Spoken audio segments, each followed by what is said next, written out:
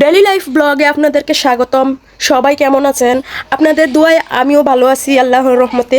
তো আজকে আবার একটা নতুন ভিডিও নিয়ে আসছি। আমার ভিডিওটা কেমন লাগছে আপনারা আমার কমেন্ট বক্সে এসে জানাইয়েন। আর আমাকে সাপোর্ট করলে আপনারাও সাপোর্ট ব্যাক পাবেন ইনশাল্লাহ। তো আজকে ভিডিওর মূল থিমে যাই চলেন। আমার ভিডিওর মূল উদ্দেশ্য হচ্ছে আজকে আমার মুরগির খামার দেখাবো।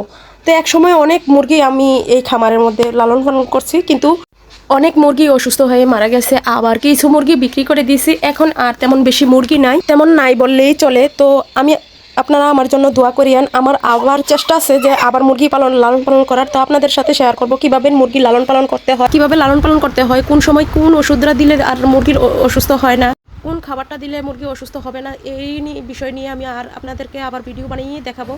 এই যে আমার একটা মুরগি কুচে বসে আছে, এখানে একটা মুরগি 10টা ডিম নিয়ে বসে আছে, আরেকটা মুরগি 9টা ডিম নিয়ে বসে আছে।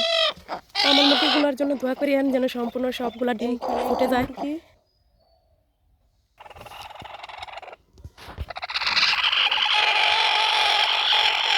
আর এখানে 15টা বাচ্চা ব্রুডিং করে রাখছি। তো এখানে 1 মাস থাকবে, 1 মাস পরে আবার অন্য জায়গায় নিয়ে যাবো। তো আমার মুরগির জন্য সবাই দোয়া করেন, আমি যেন আবার নতুন করে খামার করতে পারি দেশি মুরগির। এটা হচ্ছে আমার মুরগির খামারের ঘর।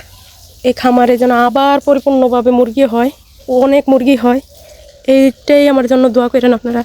আপনাদের দোয়া এবং ভালোবাসায় আমি আরও অনুপ্রাণিত হব, আপনাদের দোয়া ও ভালোবাসায়।